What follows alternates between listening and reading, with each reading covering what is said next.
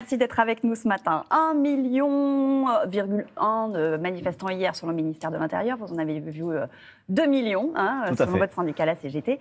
Est-ce que vous êtes satisfait de cette mobilisation hier contre la réforme des retraites ? Très satisfait, vraiment grandiose. Une journée historique pour de nombreux jeunes agents des industries électriques gazières. C'était certainement leur première grande mobilisation. Donc ça fait vraiment chaud au cœur. On a conscience que, bien entendu, c'était la première, mais ça ne sera pas la dernière. On va y revenir. Cette journée d'action, c'est la première de cette ampleur post-Covid. Les entreprises ont désormais l'habitude de s'organiser. Beaucoup de salariés ont fait du télétravail. Finalement, on se dit qu'elles ont peut-être été moins impactées qu'auparavant. J'imagine que ça ne vous arrange pas. Vous savez, quand les journées sont espacées d'une semaine, de 10 jours, forcément, les entreprises s'organisent pour que pendant ces mobilisations-là, le travail soit fait avant ou après. C'est pour ça que nous, on a choisi, dans notre fédération, d'ancrer la grève reconductible dès aujourd'hui, dès lundi prochain. Donc ça se travaille, ça se discute, on en débat avec les agents. Et surtout, on a besoin de le faire décider par eux-mêmes. Ça veut dire que dans les centrales, il peut y avoir, avant la journée de mobilisation du 31 janvier, il peut y avoir encore des journées de quoi ? De grève, de blocage ? Oui, tout à fait. C'est ça qu'on appelle l'ancrage de la grève reconductible. Bien entendu, on a conscience qu'elle ne se décrète pas par le haut, mais c'est pour ça qu'on a besoin d'en débattre. Et puis de convaincre cette utilité que cette grève reconductible peut avoir en termes de poids pour faire reculer le gouvernement et surtout gagner le retrait de la réforme.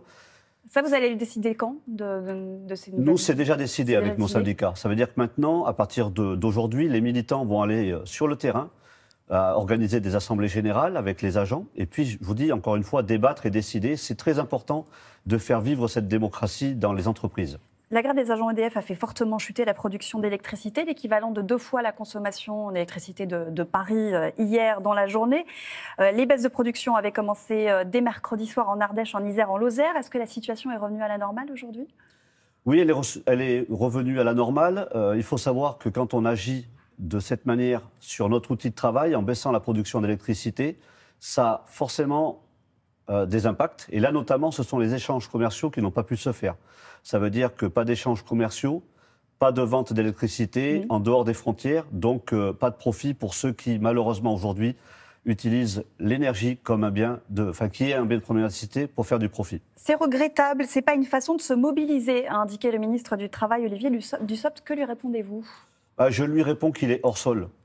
Moi, j'invite tous les députés, tous les élus de la majorité à venir rencontrer les travailleuses, les travailleurs, les agents des industries électriques gazières et de venir débattre avec eux, surtout de les écouter. Il y a une colère qui est grandissante. Vous allez lui couper le courant ?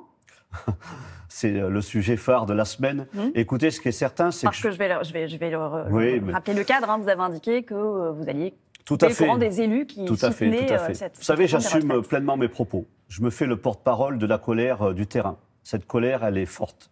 Elle est forte pour 2 raisons. D'abord, il y a une raison qui tourne autour de l'inflation, le pouvoir d'achat en berne, les salaires qui n'évoluent pas, et puis cette réforme des retraites qui, de toute façon, de ce gouvernement, on a l'habitude à chaque fois de voir les droits des travailleuses et des travailleurs toujours tirés vers le bas. Donc, je me fais le porte-parole de cette colère et on me dit, Sébastien, la grève, ça suffit plus. Il faut aller au-delà. Les manifestations, ça suffit plus. Couper le courant à ces élus qui soutiennent la réforme des retraites c'est votre intention, vous la maintenez ? Non, mais ce qui est certain, c'est que nous, on met en débat un certain nombre d'actions. Elles sont diverses et je vais en faire aujourd'hui, vous en donner quelques exemples. D'abord, avant tout, je crois que ce qui est important, c'est que quand en France, au XXIe siècle, on affiche encore 13 millions de précaires énergie, on a besoin de retourner voir ces familles et de les remettre en énergie pour qu'ils puissent vivre dignement. Ensuite, les services publics ne peuvent pas avoir des factures aussi importantes. D'ailleurs, tous les usagers et les consommateurs, parce qu'on se bat pour l'intérêt général et on défend le service public. Donc on ira passer en gratuité les hôpitaux, les crèches, les écoles. Et puis, bien entendu, on a des actions sur nos outils de travail. Les terminaux méthaniers, on ne déchargera pas le gaz. On bloquera les stockages, on baissera la production. Enfin, on va désorganiser le travail parce que quand on fait grève, on ne travaille pas. Et puis, il y aura forcément, parce que les agents, ils le souhaitent, c'est débattre autour de quelles coupures ciblées on peut organiser. Votre syndicat a indiqué à nos confrères de Libération avoir coupé le courant dans une zone industrielle de Massy en région parisienne au petit matin pour que l'impact soit limité. Mais vous confirmez qu'il y a eu cette rupture de courant? Oui, je le confirme et on a revendiqué cette coupure par les agents qui l'ont décidé le matin en Assemblée Générale. Ils étaient nombreux et ils ont souhaité agir vers des industriels en disant « Nous, la manifestation, on y sera, mais ça ne suffit pas ». Et vous ne craignez pas les poursuites? De toute façon, on sait qu'à un moment donné, tout est possible. Et vous savez, aujourd'hui, d'abord, il faut que la peur elle change de camp. Il y en a marre qu'à un moment donné, le monde du travail soit toujours en train d'être pressurisé. Donc il faut que le gouvernement, la majorité, comprennent qu'il y a une colère. Ensuite, nous, dans les entreprises, aujourd'hui, la criminalisation syndicale, elle est active. On a des agents qui sont sanctionnés tous les jours.